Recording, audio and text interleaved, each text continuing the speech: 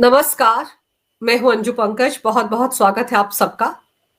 Samajwadi party के मुखिया और लोकसभा सांसद अखिलेश यादव ने तो सच में कमाल कर दिया। रविवार को प्रयागराज में महाकुंभ में त्रिवेणी संगम पर पहुंचकर उन्होंने एक नहीं 11 डुबकियां लगाई। आप सोचिए कितनी हिम्मत जुटानी पड़ी होगी अखिलेश यादव को प्रयागराज आने के लिए, क्योंकि जिस दिन से महाकुंभ शुरू हुआ है उस दिन से लगातार सोशल मीडिया पर प्रेस कॉन्फ्रेंस करके जहां जहां मौका मिलता है उनको मीडिया से बात करने का, वो लगातार महाकुंभ को लेकर जहर उगल रहे थे, भड़काऊ बयान दे रहे थे। उनको रत्ती भर जो बंदोबस्त वहां पर किए हैं योगी सरकार ने वो पसंद नहीं आ रहे थे। हर बार वो मीन मेक निकालते चले जा रहे थे। लेकिन रविवार को वहां पहुंचकर बड़े आराम से उन्होंने त्रिवेणी संगम में डुबकी लगाई। आपने वो तस्वीरें देखी होंगी सोशल मीडिया पर। खुद अखिलेश यादव ने भी वो तस्वीरें शेयर की हैं और उनकी पार्टी का जो ऑफिशियल हैंडल है एक्स पर, उसमें भी वो तस्वीरें शेयर की गई हैं। वैसे तो अखिलेश यादव कहते हैं कि बहुत से लोग चुपचाप आते हैं और त्रिवेणी संगम में डुबकी लगाकर चले जाते हैं। दिखावा करने की जरूरत ही नहीं है, तस्वीरें खिंचाने की भी जरूरत नहीं है, और सोशल मीडिया पर इस तरह की पोस्ट डालने की क्या जरूरत है, ये वो खुद कहते हैं। लेकिन आप यहां पर देखिए ध्यान से, एक एक्स पर किसी ने तस्वीर शेयर की है। इसमें आप देखिए कैसे अखिलेश यादव जब स्नान कर रहे हैं तो सामने कैमरा लेकर एक शख्स पानी में खड़ा है, तभी तो ये तस्वीरें शेयर कर पाए हैं वो सोशल मीडिया पर। इतने क्लोजअप से तस्वीरें ली गई हैं, यानी कि अपने साथ वो एक कैमरामैन भी लेकर गए थे जो लगातार उनकी हर पोज में तस्वीरें निकाल रहा था। तो सवाल तो ये उठता है कि अगर समाजवादी अखिलेश यादव त्रिवेणी संगम में डुबकी लगाने के लिए गए थे तो उनको ये तस्वीरें खिंचाकर सोशल मीडिया पर डालने की क्या जरूरत थी? किसको बताना चाहते हैं वो कि मैं महाकुंभ में गया हूं और मैंने वहां पर एक नहीं 11-11 डुबकियां लगाई? दिखावा करने की क्या जरूरत है? और फिर अखिलेश यादव का अगर आप वीडियो देखें जिसमें वो डुबकियां लगा रहे हैं किसी का हाथ पकड़कर, वो कायदे से डुबकियां नहीं है, सिर तो उनका पानी के अंदर गया ही नहीं। डुबकी तो वो होती है जब आदमी पूरा पानी के अंदर जाकर बाहर निकलता है। अखिलेश यादव तो सिर्फ गर्दन तक ही बैठ बैठकर डुबकियां लगा रहे थे। अब पता नहीं इनको वो डुबकियां बोलते हैं या कुछ और बोलते हैं। और फिर आपको याद होगा मकर संक्रांति पर अखिलेश यादव ने हरिद्वार में जाकर रात को गंगा में डुबकी लगाई थी और तब उन्होंने ये तस्वीरें सोशल मीडिया पर शेयर की थी। तब भी लोगों ने पूछा था कि भाई अगर स्नान किया है तो तस्वीरें सोशल मीडिया पर डालने की क्या जरूरत है? उसके जवाब में अखिलेश यादव ने कहा था कि गंगा तो कोलकाता तक बहती है, आप गंगा में कहीं पर भी स्नान कर सकते हैं। ऐसे में मैंने भले ही त्रिवेणी संगम में स्नान नहीं किया मकर संक्रांति को, लेकिन हरिद्वार में तो किया। तो सवाल फिर यही है अखिलेश यादव से कि जब उन्होंने मकर संक्रांति पर हरिद्वार में स्नान कर लिया था तो फिर उनको रविवार को त्रिवेणी संगम में आकर स्नान करने की क्या जरूरत थी? गंगा में डुबकी लगानी थी, वो डुबकी उन्होंने हरिद्वार में लगा ली थी, काम उनका हो गया था। तस्वीरें उन्होंने सोशल मीडिया पर डाल दी थी। जिनको मैसेज देना था मिल्कीपुर की जनता को, उनको वो मैसेज दे चुके थे मकर संक्रांति के दिन। लेकिन अखिलेश यादव ने महाकुंभ में जाकर जो स्नान किया है उसमें कई सारे सवाल हैं जिनमें वो खुद घिर गए हैं। पहले तो ये कि उन्होंने ये क्यों कहा कि मैंने 11 डुबकियां लगाई? हर कोई उनसे ये सवाल पूछ रहा था। तो इसके जवाब में अखिलेश यादव ने रविवार देर शाम एक्स पर एक पोस्ट लिखी और उस पोस्ट के हिसाब से अखिलेश यादव ने ये डुबकियां क्यों लगाई, इस पर उन्होंने खुद सफाई पेश की है।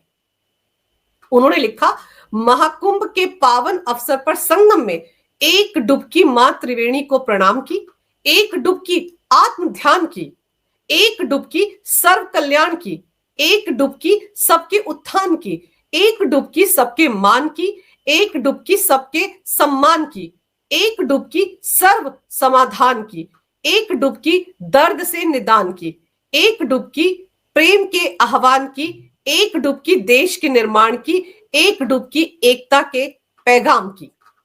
ये सफाई अखिलेश यादव ने दी है एक्स पर ये पोस्ट लिखकर। अब सवाल तो ये भी उठता है कि ये सफाई देने की जरूरत क्या थी? ये भी बताने की क्या जरूरत थी कि आपने 11 डुबकियां लगाई हैं? जब आदमी मां गंगा के सामने नतमस्तक होता है, उनकी गोद में होता है, तो एक नहीं बार बार कई डुबकियां लगाता है।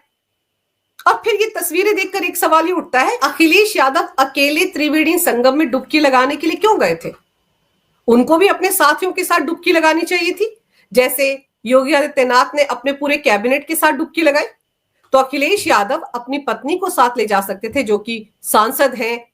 अपने साथ वो फैजाबाद के सांसद अवधेश प्रसाद को ले जा सकते थे। उनको तो अखिलेश यादव ने ही अयोध्या का राजा घोषित कर दिया था। हर जगह अवधेश प्रसाद को वो अपने साथ लेकर जाते थे, ताकि वो हिंदुओं को ये दिखा सकें कि अयोध्या में अवधेश प्रसाद जीते हैं, जो समाजवादी पार्टी से आते हैं। उनको पीछे क्यों छोड़ा है? और मिल्कीपुर के चुनाव में तो उनका बेटा अजीत प्रसाद मैदान में है, उसको अपने साथ ले आते। एक मैसेज चला जाता वहां के हिंदू वोटर्स में कि देखिए, उसने भी त्रिवेणी संगम में स्नान कर लिया। तो अखिलेश यादव को भी अपने साथियों के साथ डुबकी लगानी चाहिए थी। विधायकों को ना ला पाते, कम से कम अपने लोकसभा के सांसदों को ही ले आते। अब यहीं पर अखिलेश यादव ने खेल किया। उन्होंने खुद तो त्रिवेणी संगम में डुबकी लगा ली, 11 डुबकियां लगा ली, लेकिन अपने साथ जानबूझकर अजीत प्रसाद को लेकर नहीं आए। अजीत प्रसाद, जो कि मिल्कीपुर से समाजवादी पार्टी के उम्मीदवार हैं, उनको अपने साथ लेकर नहीं आए, क्योंकि अगर उनको अपने साथ लेकर आ जाते तब तो पूरा का पूरा खेल पलट ही जाता, क्योंकि उनका अपना वोट बैंक, मुस्लिम वोट बैंक, वो सारा का सारा अजीत प्रसाद के खिलाफ चला जाता। इसलिए ना अवधेश प्रसाद को अखिलेश यादव अपने साथ लेकर आए, ना अजीत प्रसाद को। लेकिन स्नान करने के बाद अखिलेश यादव ने एक तरफ तो मीडिया से बात करते हुए ये कहा कि वो यहां से कोई राजनीतिक बात नहीं करेंगे, यहां से राजनीति नहीं करना चाहते, लेकिन साथ ही साथ ये भी कह दिया कि महाकुंभ को स्पोर्ट्स इवेंट बनाने की जरूरत नहीं है। तो कोई पूछे उनसे कि स्पोर्ट्स इवेंट कौन बना रहा है, वहां कौन सा खेल चल रहा है? वहां तो 3 दिन पहले योगी आदित्यनाथ ने अपने कैबिनेट के मंत्रियों के साथ स्नान किया था, और उस दौरान जिस तरह से वो पानी एक दूसरे पर उछाल रहे थे, उसको लेकर टीका टिप्पणी की गई थी समाजवादी पार्टी की तरफ से, और कैसे कैसे अपशब्द इस्तेमाल किए गए थे उनके बारे में मैं इस वीडियो में बोल भी नहीं सकती। और अब जब अखिलेश यादव खुद वहां पर गए हैं और उनकी पार्टी का जो ऑफिशियल हैंडल है उसी पर तस्वीरें शेयर की जा रही हैं, बाकायदा फोटोग्राफर नजर आ रहा है जो उनकी तस्वीरें खींच रहा था, तो क्या अखिलेश यादव अपने इस स्नान को एक इवेंट की तरह पेश नहीं कर रहे हैं? वरना इतनी सारी तस्वीरें सोशल मीडिया पर डालने की क्या जरूरत है, वीडियो डालने की क्या जरूरत है? वो भी तो एक इवेंट की तरह अपने स्नान को पेश करके कहीं ना कहीं राजनीति कर रहे हैं, कहीं ना कहीं एक संदेश देने की कोशिश कर रहे हैं कि मैं भी सनातनी हूं, मैं भी हिंदू हूं। बड़ी अच्छी बात है कि अखिलेश यादव को याद आ गया कि वो सनातनी है, हिंदू है। अखिलेश ने कहा था कि लोग गंगा में स्नान करके या तो पुण्य कमाने जाते हैं या फिर अपने पाप धोने जाते हैं। तो लोग तो अखिलेश से पूछ रहे हैं कि 2-2 बार महाकुंभ के दौरान गंगा में डुबकी लगाकर अखिलेश कौन से पाप धोने की कोशिश कर रहे हैं? जब हरिद्वार में डुबकी लगा ही ली थी, तो फिर महाकुंभ में त्रिवेणी संगम में आकर 11-11 डुबकियां लगाने की जरूरत क्या थी? वरना आप खुद सोचिए, अभी 4 दिन पहले उन्होंने क्या ट्वीट किया था? उन्होंने ये ट्वीट किया था, यही प्रार्थना है प्रभु से, जो भी संगम तट जाए उनके अंदर सौहार्द, प्रेम और करुणा उपजाए। तो हो सकता है कि अब अखिलेश यादव भी जो संगम तट पर हो आए हैं, 11 डुबकियां लगाकर आ गए हैं, उनके अंदर भी सौहार्द, प्रेम और करुणा उपज जाए। अभी तक तो उनके मन में सौहार्द, प्रेम और करुणा एक पर्टिकुलर जमात के लिए रहती है, लेकिन हो सकता है संगम तट पर डुबकी लगाने के बाद उनके मन में हिंदुओं के प्रति भी सौहार्द, प्रेम और कल्याण जाग जाए। क्योंकि सवाल यह है कि अखिलेश यादव जो महाकुंभ शुरू होने से लगातार महाकुंभ के खिलाफ रोजाना टीका टिप्पणियां करते हैं, सोशल मीडिया पर सवाल उठाते हैं, व्यवस्था पर सवाल उठाते हैं, आस्था पर सवाल उठाते हैं, कोई मौका उन्होंने गवाया नहीं जहां पर वो महाकुंभ की व्यवस्था पर सवाल उठा पाते। उन्होंने तो स्नान करने के बाद ये भी कहा कि बुजुर्गों के लिए यहां पर बहुत अच्छे बंदोबस्त होने चाहिए, बड़ी दूर उनको चलना पड़ता है, वीआईपी लोग जब आते हैं तो उनको दिक्कत ना हो। अखिलेश यादव जिस तरह से एक प्राइवेट जेट में सवार होकर प्रयागराज पहुंचे थे, उसके बाद जिस तरीके से वो स्नान कर रहे थे, तो क्या वो आम आदमी नजर आ रहे थे? वो भी तो एक वीआईपी ट्रीटमेंट के तहत ही वहां पर स्नान कर रहे थे। आसपास कोई आम लोग उनके साथ स्नान करते नजर नहीं आ रहे थे। एक घेरा बनाकर उनको वहां पर स्नान करने की व्यवस्था की गई थी। तो उस दौरान भी तो बहुत से लोगों को रोका गया होगा, उनको भी तो दिक्कत हुई होगी। वरना अभी कुछ दिन पहले किस तरह का ट्वीट किया था उन्होंने, वो भी देख लीजिए। उन्होंने लिखा था, अति विशिष्ट अतिथियों को तीर्थ यात्रियों से अधिक महत्व देते हुए संगम की तरफ जाने वाले सभी मार्ग बंद होने से महाकुंभ परिसर में श्रद्धालुओं को मीलों घूमकर जाना पड़ रहा है। इससे बुजुर्गों, बच्चों और महिलाओं को अत्यधिक असुविधा, कष्ट और थकान का सामना करना पड़ रहा है। ये अखिलेश यादव लिख रहे थे। आगे उन्होंने लिखा, हर तरफ जाम जैसी स्थिति हो गई है, तत्काल जाम खुलवाया जाए।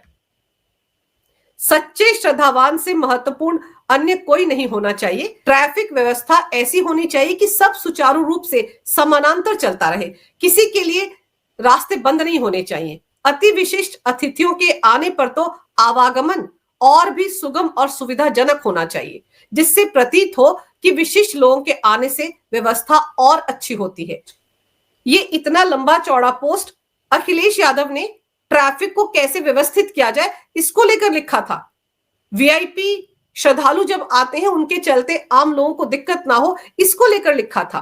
और फिर जिस ट्रैफिक व्यवस्था को सुचारू तरीके से चलाने का ज्ञान अखिलेश यादव दे रहे थे योगी सरकार को, वो ज्ञान उस वक्त कहां था जब 2013 में अखिलेश उत्तर प्रदेश के सीएम थे और महाकुंभ का आयोजन हुआ था। और इसी प्रयागराज में, प्रयागराज रेलवे स्टेशन पर 36 लोगों की जान चली गई थी, क्योंकि स्नान करने के बाद जो भीड़ प्लेटफॉर्म की तरफ आ रही थी उसको रोका नहीं गया था, वहां पर सुचारू तरीके से व्यवस्था नहीं की गई थी और अचानक बहुत सारी भीड़ अपनी अपनी ट्रेन लेने के लिए रेलवे स्टेशन पर पहुंच गई थी और भगदड़ मच गई, 36 लोगों की जान चली गई।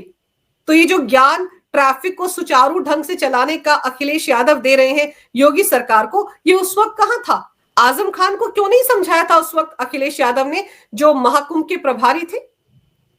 तो कहने का मतलब यह है कि ज्ञान देना बहुत आसान होता है दूर बैठकर, जब आप वहां पर खुद पहुंचते हैं तो आपको समझ में आता है कि व्यवस्था किस तरह की है।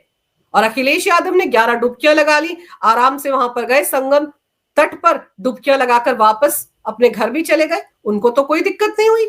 तो शोर क्यों मचा रहे थे वो इतने दिन से? और फिर आपको याद होगा जब आग लग गई थी महाकुंभ में गीता प्रेस के टेंट में, उस वक्त अखिलेश यादव ने क्या किया था? जब आग बुझ गई, आग पर काबू पा लिया गया, योगी आदित्यनाथ घटनास्थल पर पहुंच गए, उसके बाद अखिलेश यादव ने ये ट्वीट किया था, लिखा था, महाकुंभ मेले में लगी आग का तुरंत गंभीरता से संज्ञान लिया जाए और आगे ऐसी दुर्घटना ना हो, इसको सुनिश्चित किया जाए। आग लगी थी 4:10 पर, 4:55 पर आग पर काबू पा लिया गया था, 5:20 पर योगी आदित्यनाथ घटनास्थल पर पहुंच गए थे और 5:37 पर अखिलेश यादव ने यह ट्वीट किया था। वो तो वैसे ही पहले से ही गीत की नजरें लगाकर बैठे हुए हैं महाकुंभ पर कि कहीं कुछ अनहोनी हो और वो तुरंत ट्वीट करें। यहां पर भी शायद वो इंतजार कर रहे थे कि जान का कोई नुकसान हो जाए, उसके बाद घेरेंगे योगी आदित्यनाथ को। वो तो कृपा रही मां गंगा की कि जान की हानि नहीं हुई। तो कहने का मतलब यह है कि अखिलेश यादव जो शुरुआत से महाकुंभ को लेकर तमाम तरह के सवाल उठा रहे हैं, आज खुद स्नान करने के बाद तो उनको पता चल गया होगा कि वहां पर किस तरह की व्यवस्था है। लेकिन अब यहां समझने की जरूरत है कि अखिलेश यादव रविवार को ही क्यों गए और आखिर क्यों उनको त्रिवेणी संगम में डुबकी लगानी पड़ी। दरअसल मिल्कीपुर उपचुनाव बिल्कुल सिर पर है, 5 फरवरी को वहां पर मतदान होना है और अखिलेश यादव को साफ दिख रहा है कि उनकी जड़ें वहां पर हिल चुकी हैं। वो जो फैजाबाद को अयोध्या बता बताकर अवधेश प्रसाद की जीत का लगातार गुणगान करते आ रहे हैं अखिलेश यादव। और 9 उपचुनाव जो अभी हुए थे उनमें 7 में बीजेपी की जीत हुई थी। तो अखिलेश यादव को वहीं पर समझ में आ गया था कि जिस जीत पर वो इतरा रहे हैं लोकसभा चुनाव की, वो सिर्फ एक बुलबुला था। अब असलियत सामने आ रही है और मिल्कीपुर में उनकी राहें बहुत मुश्किल होने वाली हैं। मुस्लिम वोट बैंक के भरोसे वो चुनाव नहीं जीत पाएंगे वहां पर। इसीलिए अखिलेश को, जनता को ये दिखाने की जरूरत पड़ गई कि वो भी सनातनी है, वो भी हिंदू है, वो भी महाकुंभ में डुबकी लगाकर आ रहे हैं। इसलिए मिल्कीपुर चुनाव में हिंदू वोट बैंक को भी अपनी तरफ खींचने के लिए अखिलेश को ये ड्रामा करना पड़ा। अखिलेश को गंगा में जाकर डुबकियां लगानी पड़ी और 11 डुबकियां लगाई गई हैं। उस पर वो बता भी चुके हैं कि मैंने क्यों डुबकियां लगाई। लेकिन कहने का मतलब ये है कि ये आस्था का पर्व है। जिसको महाकुंभ में आस्था होगी, जो सनातन धर्म में आस्था रखता है, वो वहां पर आए, डुबकी लगाए और चला जाए। ज्ञान देने की क्या जरूरत है सोशल मीडिया पर, और मीन मेक निकालने की भी क्या जरूरत है। जब किसी इंसान के घर में कोई शादी भी होती है, तमाम तरह के वो इंतजाम करता है, लेकिन उसके बाद भी 1-2 खामियां रह जाती हैं। लेकिन परिवार का कोई भी आदमी उन खामियों को उजागर नहीं करता है। उत्तर प्रदेश में ये महाकुंभ हो रहा है, पूरी दुनिया के लोग वहां पर पहुंच रहे हैं। 20 देशों के लोग वहां पर गंगा में स्नान करने के लिए आ रहे हैं। रविवार शाम तक 11.5 करोड़ लोग त्रिवेणी संगम में डुबकी लगा चुके हैं। अभी एक दिन बाद मौनी अमावस्या है और उस दिन माना जा रहा है कि 8 से 10 करोड़ लोग स्नान करने के लिए आ सकते हैं। जहां इतने सारे लोग होते हैं, वहां पर एक आध खामी रह जाती है, लेकिन इसका मतलब ये नहीं है कि आप उसको ही मुद्दा बना दें।